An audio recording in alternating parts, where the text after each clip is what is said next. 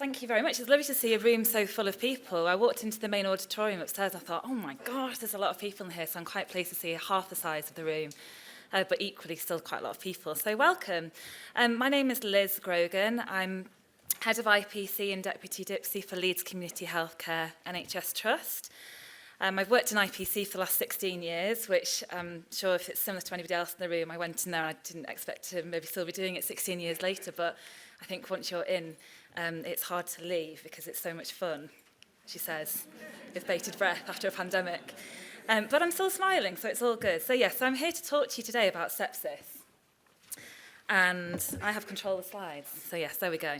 Okay, so yes, I'm here to talk to you about sepsis and deterioration and a community project that we undertook in Leeds. So I've just recently finished a 20 months secondment at NHS England as part of the National IPC team. And what I'm going to talk to you about today is part of the project that I led as part of my clinical fellow. Okay, so over the last year, Leeds have been partially funded to implement a project around sepsis and deterioration.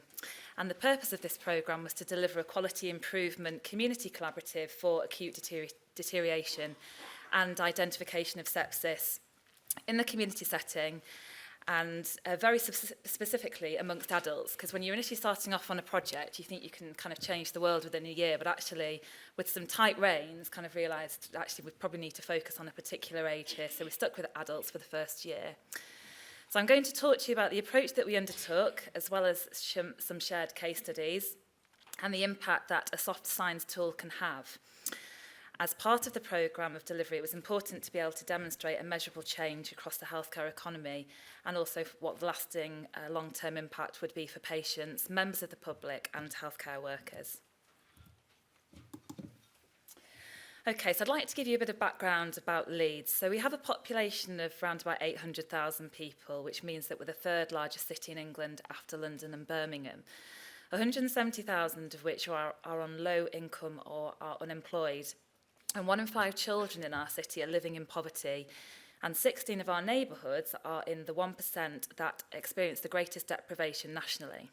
We have a very transient city and we have great cultural diversity. However, many of our populations fall into determinants of public health and inequalities. So in terms of the community IPC team, we've got 14 whole-time equivalents, and as a service, we work very closely to Leeds City Council and are commissioned through a very unique partnership cooperation agreement to provide a 360-degree service, IPC service, 7 days a week throughout the community. So that's externally as well as internally for all of our own services. So that includes district nursing, adults, children's nursing. We've got 26 custody suites across Yorkshire and Humber. We've got Young Offenders Institute, specialist services and much more.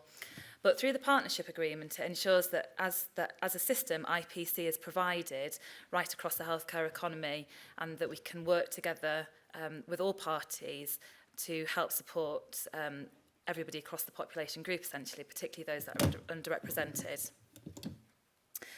So I wanted to show you a video.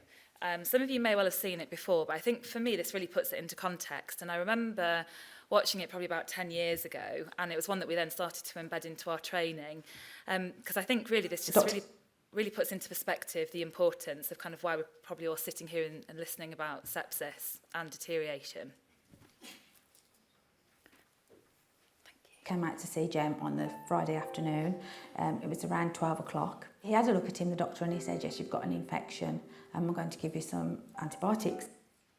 About 7 o'clock in the morning, Jem called me to go into the bedroom and he said, I'm cold.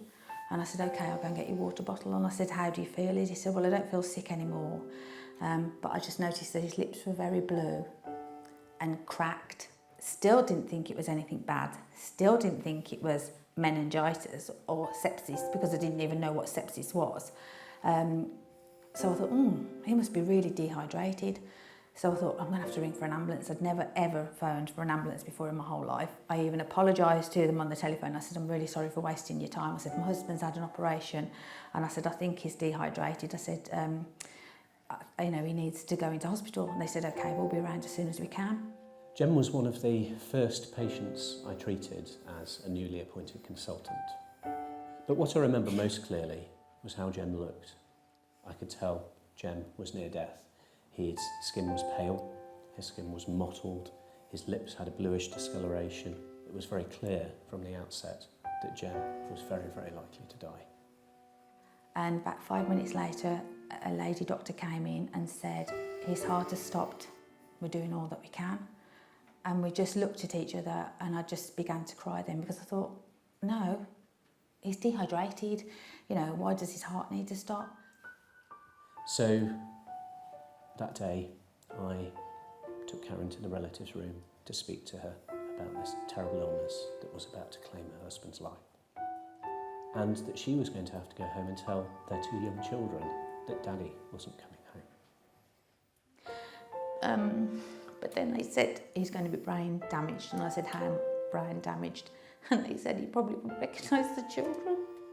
As I said, the decision was made to turn the machine off. So at 4:10 on the Tuesday, the nurses unplugged the machine. They took the bleeping noise off so that we didn't have a countdown. And then when he died, they just came into the room and just said, he's gone.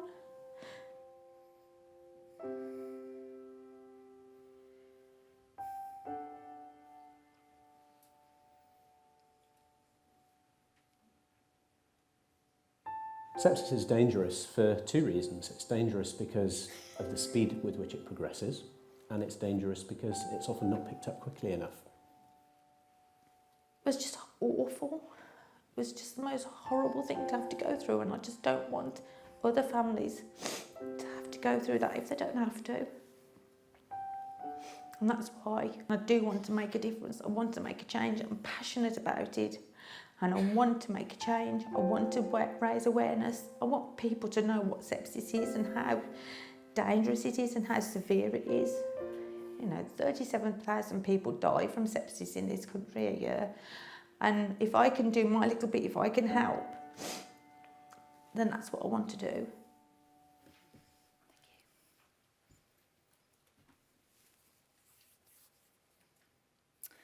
So that gentleman, he had a very simple medical procedure. He had a vasectomy, which is just staggering to think. And it's not explicitly talked about on the video what he actually had done, but I think it's just something to really point out.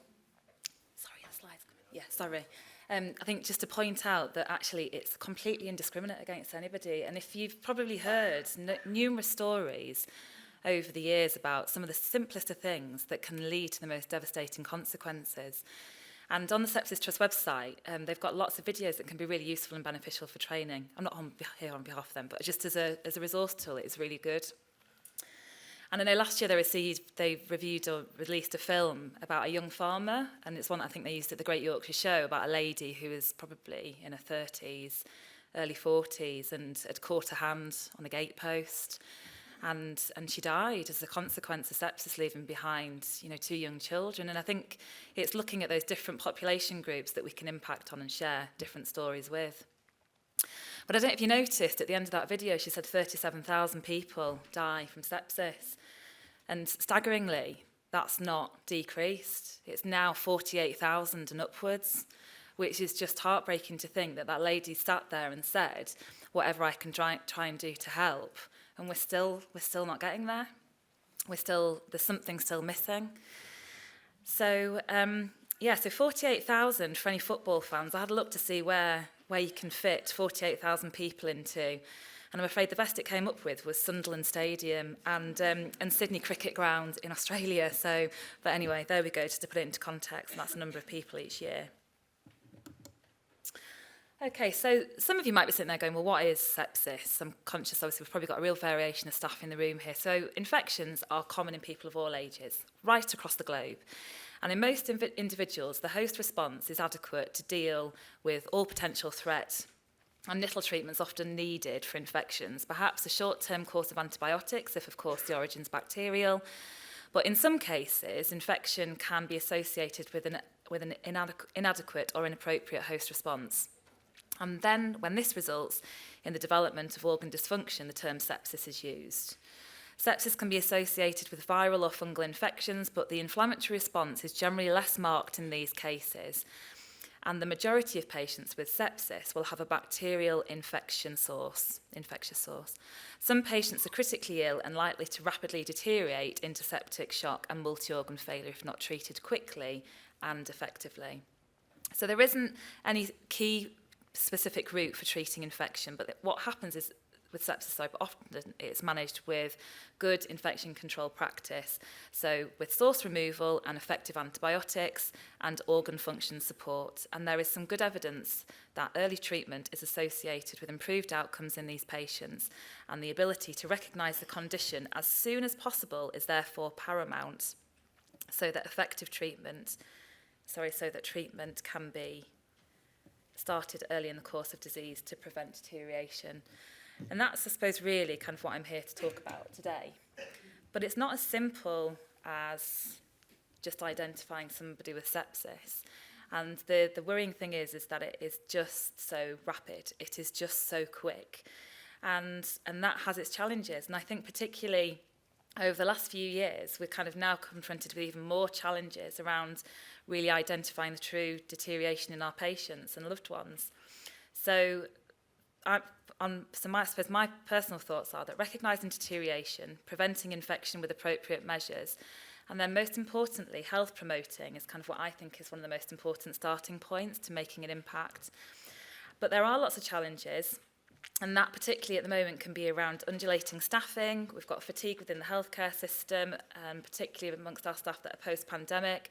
We've got a lot of staff that potentially are just used to infection, are just used to dealing with COVID.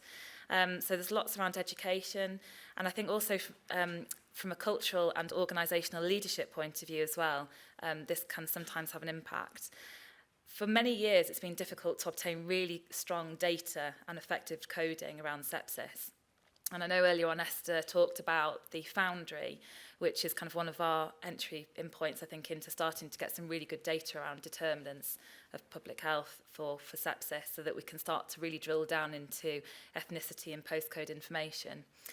But also thinking about behavioural sciences as well.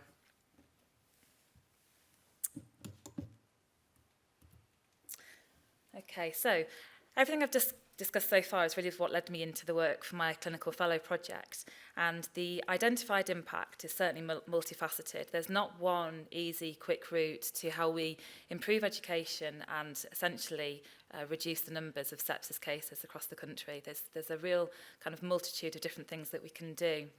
But I think one of the main areas is around educating general public, patients and healthcare workers around the importance of sepsis, as well as soft signs of deterioration, and how by doing this we can improve person-centred care, quality and safety, as well as identifying different ways of working together across healthcare economies.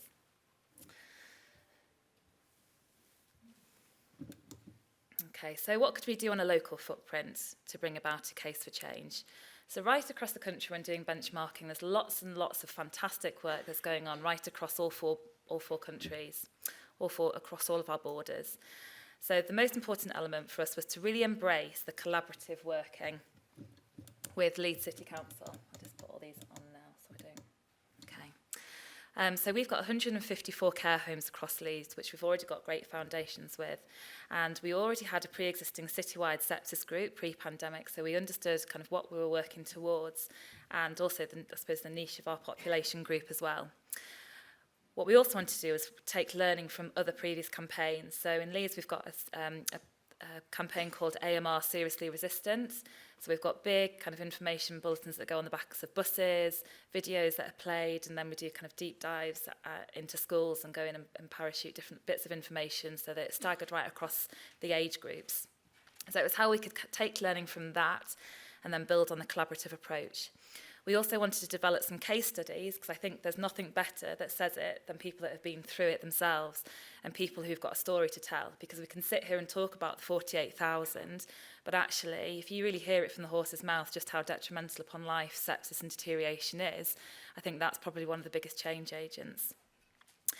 And then what we also wanted to do was to have a package to kind of be able to share elsewhere across the country.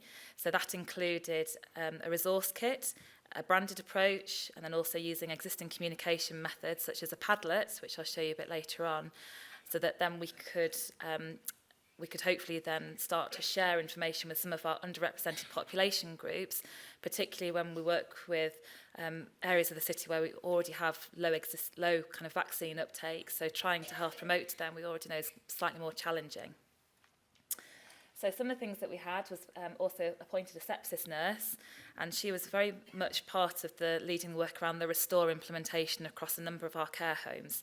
And I remember last year when we appointed her saying, right, Carrie, you've got 154, I'm pretty sure we can get through half of those in the first year. And she's like, no, Liz, we absolutely can't do that. So to make it really effective and a long-term lasting piece of work, what we've had to do is really scale that back. So actually, this is going to be a much more long-term change as opposed to a one-year kind of parachute-in approach. Okay, so when we think about branded approach, so the ultimate aim of any awareness campaign is to achieve a long-lasting, long-term behaviour change for people to remember exactly what the campaign is and why they're there in the first place. So we all know exactly, by looking at these symbols and these logos, without any writing, we know exactly what the consumer product is and what they're there for. So if we can do that with these particular logos, why can't we do it with healthcare? And actually, we can. So Change for Life did this really well. And whenever you potentially would have seen this logo, it would make us think about swapping sugar out for a healthy alternative and how much exercise or steps we do each day. So actually what we could do was develop this into our initial iSpire. So this person was generated probably about 4 years ago now, pre-pandemic, might be longer, might be 5. And this was our iSpy E. coli person. So this was the first campaign that we had where we wanted to use a branded approach to try and have a reduction strategy across Leeds for gram-negatives. So he comes in many different guises. We've got the winter person, so we can try and improve hydration over winter. We've got the summer one, so when it's hot. And then we've got our academic buff along there on the end that we use for our conference material.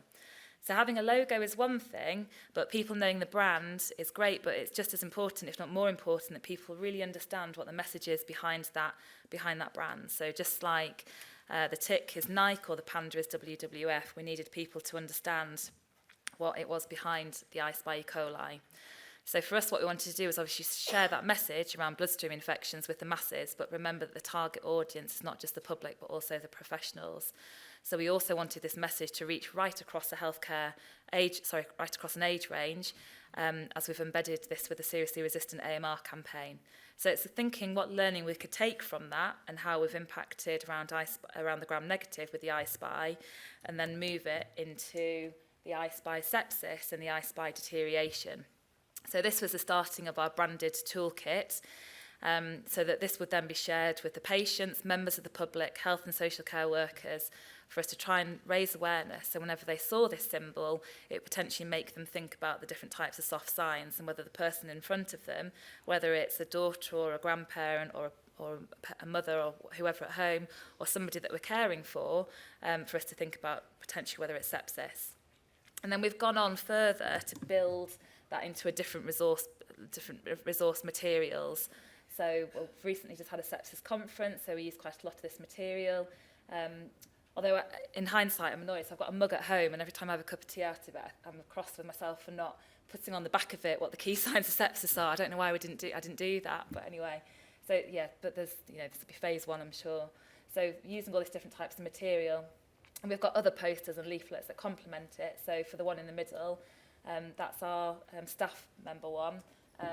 And it's also about We All Care as part of the logo. So that's where we then come together with Leeds City Council, Leeds Teaching Hospitals, Leeds and York Partnership, who's our mental health trust. It's not just a campaign for us in the community. This is a collective, we all care together, even though the Restore element is obviously at the moment just in the community perspective.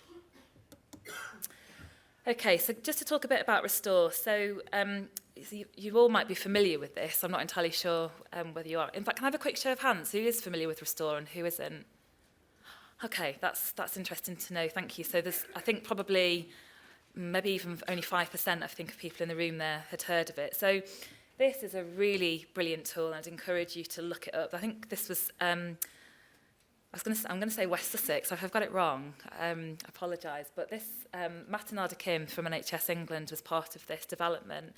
of this fantastic tool. So one of the starting points for us was once we'd appointed a sepsis nurse, it was part of their role was to work with the primary care networks across Leeds in our most deprived pockets of the city, so that we could target care homes in those locations first. There was thought that we'd probably have higher turnover of staff in those care homes, and sometimes English might not have always been first language. So by us working with those kind of groups first, we then could get some anecdotal evidence as to how effective it had been. So we knew that from extensive research that the key to improving outcomes is early recognition and prompt treatment of patients with suspected or confirmed infection who are deteriorating, which we've already talked about. So by having Restore 2, it's a physical deterioration and escalation tool that can be used for care homes and nursing homes, but it can also be used in your own organisations as well, so that then we have that same commonality of language right across the healthcare system. So if we've got Yorkshire Ambulance Service going in there, whilst everyone's kind of pretty aware of News 2 and everyone's using that, if we can actually then have Restore as well, which then essentially on page 2, which I'll come to in a second, will capture News 2 scores as well, it will hopefully improve the overall outcome for the patient. And this, as you can see, it's got a picture of the body, it talks about soft signs, it's some of those things that, if you've got a person in front of you and they're just not quite themselves and they're not well enough, it's how we actually pinpoint that and recognise that there's something not well with them, and how we verbalise that to probably other care providers. So by having this tool in place, it's really helpful. So as you can see on page 2, it's then got the News 2 part as well. And I'm not sure about any other areas, but certainly for us in Leeds, post-pandemic, we found that a lot more care homes had probably been skilled up in many different areas. So a lot of them now had more access to observation kits and were more equipped to be able to potentially identify where we've got deterioration in place. So some of the feedback, the anecdotal evidence, has started to come through in the last few months, where we're seeing that it's already having a positive impact. So Carrie's role was to go out into care homes, to select the identified ones we wanted to initially work with within the primary care networks, and to not just go in once and train staff, because we're not going to get all staff on just one fell swoop. So it's about going in over a series of occasions and doing small group work. It wasn't PowerPoint, it's flip chart based, so it's very interactive and very hands-on. And she takes in tubs of celebrations, and I mean, let's face it, if you feed people, they're often going to be more receptive, aren't they, in any case? Not thinking about the change for life, and maybe we should take fruit in, I'm not sure, but anyway. So she'd frequently go in, probably cap it about 4 or 5 times, but depending on the location, because for some of our care homes, I'm sure similar to yours, we might have a site. I think one of our Bupa care homes has got like 6 different buildings as part of that one particular provider. So dependent on the numbers, which should make a judgment call as to how many times we're going. And we'd want roughly about 90% of staff trained on how to use Restore. And then what we'd also be in a position of is train the trainer, so that then we've got staff that are already there and it's embedded into their paperwork. When we've got new starters that are in that care home that are coming through, that it'll be part of everyday practice. So, because what we didn't want is for staff to obviously leave and then eventually for this to run out of steam in the care homes where we were. So already the anecdotal evidence is that it's starting to have an impact in those areas. What we haven't got yet is the foundry, the proper data, the stuff that we really need to see about admission figures going down or better prescribing or essentially the number of deaths decreasing. So what we found is that, I know from one particular care home, they identified an individual who they'd probably would not have picked up on the deterioration. This is what the care home admitted themselves, but by having the training, they were able to for this person to then be admitted, which I know probably does have some resource implication, but probably if this person hadn't been admitted, they probably would have died. So by having that training, it has enabled staff to assess the conditions of residents and make it easier for them, and to also then have a baseline News 2 score, and gives clear indication of how they normally present with soft signs profile, which then they can hand over to the ambulance staff or engage with GP practices. So the next one is just a Padlet that I wanted to show you. So I think we're just going to show you what the online version of this looks like. So this is a really great resource that you can access through a QR code, and this goes on to letters that go out to patients from Leeds Teaching Hospital. So we thought it was a really fantastic way of not only for staff, but also members of the public being able to tap into this resource. So yes, I don't know if I haven't got controls of it, but basically you can kind of click into it. So if we could look at guidelines, for instance, Oh, maybe we just, oh no. Okay, scroll down if we could possibly, please. Sorry. Thank you. Yeah, so you can see that it's got kind of all the news to your guidelines, and there's like different videos that you can embed, there's different reading. So what we're in the process of doing is then adding on at the top, when you go into the Padlet, you'll have Leeds Teaching Hospitals and then you'll have Leeds Community. So then we've got two different covers to it. And this can be accessed in a mobile device as well. So if you've got somebody that's out there on the shop floor, or if you've got a member of the public that wants a bit more information, and I appreciate a lot of people might go to 111 first of all, but certainly for healthcare staff, this is just a great way for them to then to be kept up to date with different resources and guidelines that are available. Yeah, so that's just in the process of being altered. Thank you very much. Thank you. Yeah, so you'd access this through a QR code. I know not everybody likes a QR code for cybersecurity reasons, but I think they do have their use. So yeah, it's a really helpful way of just people being able to click onto it. And do you know, if I was actually good at what I'm here to do, I probably would have had the QR code on here and you could have all held your phones up and got it. But anyway, I think the slides will be made available to you, or certainly this will. Okay, so yeah, safety culture is the other thing I just wanted to briefly speak about, because I think whilst we're obviously doing the Restore training, we've got Padlet, we've got this branded approach, it's also about having, you know, listening to staff out there. So we're much more involved with our serious incidents. So when we're thinking about how we impact with patients, we can then have listening lounges and we can engage with them and make sure that we are picking up on some of the anecdotal information about why, you know, if we aren't identifying sepsis, why is that? And then also what's very important, and we're not there yet, but it's about the tools and resources and the data and sharing of success and progress. So how are we long-term going to make sure that we've got a change agent here? And I think by the anecdotal stuff we can see that, but what we need to really drill down into is the data. So before I finish, I just want to talk to you about two very brief case studies. So the first one is about Outwood, which is in West Yorkshire. It's a 10-bedded residential service to support people who have learning disabilities.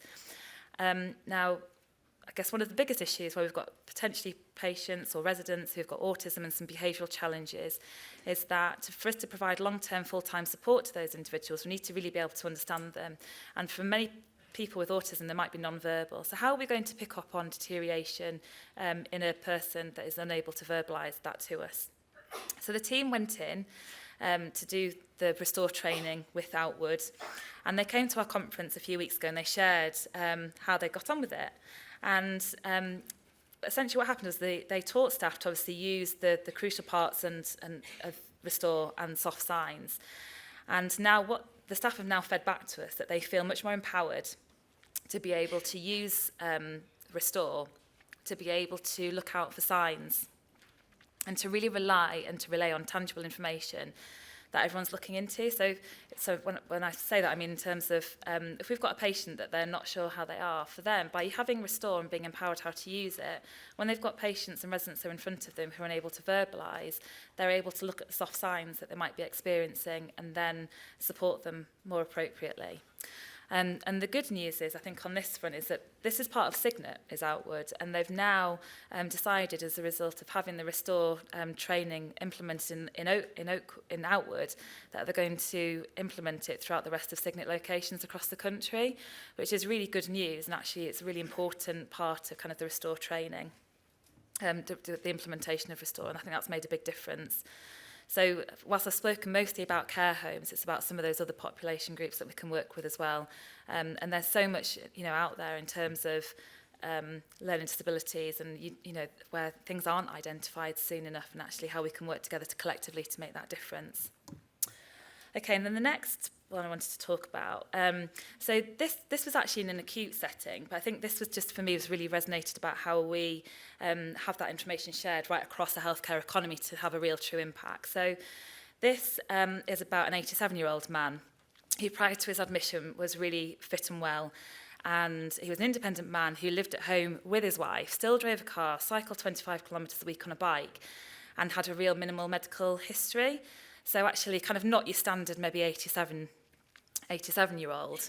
So he was admitted with a fractured neck of femur after a slip and was operated on and recovering well post-operatively, and he was waiting for a bed to go back to rehab before most likely returning back home to get on with an independent life. But sadly, the gentleman started with a cough and was diagnosed with hospital-acquired flu A and pneumonia, and there was an ongoing outbreak of COVID on the ward. So he was moved to a side room and treated with IV antibiotics, Tamiflu, oxygen therapy, and after a couple of days was sitting back in a chair. So I think not out of the woods yet, because there was not a lot of things going on for this gentleman. I've lost where I am on my words, sorry. So not out of the woods yet, but looked as though he was really improving. And sadly, the next day, this man was found unconscious in his side room, and then was put through 40 minutes of CPR. And sadly, he died with a death certificate eventually showing sepsis, flu A, and pneumonia. So this man rapidly deteriorated overnight, and I think probably, I'm not sure if you'll agree, but I would say kind of threw the staff a potential red herring and started to look as though he was improving. But sadly then went to go into multi-organ failure overnight, and really if deterioration had been identified sooner and those soft signs had been acknowledged by staff, the outcome could have been different. So you might be sitting there thinking, well, this really isn't an uncommon story to hear probably over a busy winter period where we've had quite a lot of flu circulating. But the reason I'm sharing this with you is because this gentleman was my dad, and he died in December. And the reason I wanted to share it with you is because I never thought I'd be standing here. Sorry, I said to myself not to go upset. But I've spoke about sepsis for a long time. I've loved, this is every day of my job, as is flu. And I never thought it would impact us as a family. And it's horrendous. Like it's the worst thing that we never saw this coming. We just thought he'd go, really sorry, come on, let's get a grip. We just thought he'd come home, and we never thought that this would be us in this position. And the heartbreak is just horrific to go through. So I just kind of wanted to say that even though our work has been community, is that system-wide approach is absolutely imperative to make that long-term lasting change to people, because actually it's not just about care home staff being able to acknowledge restore, it's about staff right across healthcare systems being able to understand and acknowledge kind of when somebody is deteriorating, but also those real fundamental basics to IPC and about how people can potentially start to improve, but then can just completely throw you a curveball. So I thought I'd kind of, bring Dad with me today so he can hopefully have some influence over what you take back to your own organisations.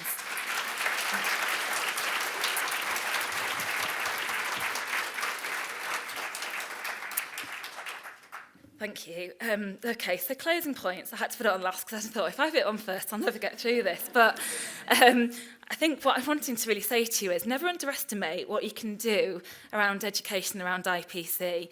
I completely get that as a system and as IPC, probably practitioners, which I'm guessing the majority of you in the room are, we're fatigued as healthcare workers, and as are the people that we're working alongside. And I was on the way here and I was chatting to a lady in a taxi, and she was like saying about how, people kind of feel that they don't, it's the old story, isn't it, about they kind of find us IPC people are slightly challenging, but actually, please never give up, because actually the work that we do out there is so important. It's so imperative to improving patient safety and the culture of our teams. Do think about going back and having some sort of, if you haven't already, kind of multifaceted approach to making changes, having that upstream approach. It's changing the thoughts and opinions with young people out there, not just the older population group. And also the good news is that our sepsis funding is being continued for another year, so we can continue the work that Carrie's doing with Restore. And also look out for the I Spy Sepsis pack, 'cause that's going to end up, I think, on one of the Futures platforms in the next few weeks. But thank you very much, and I hope you have a fantastic day.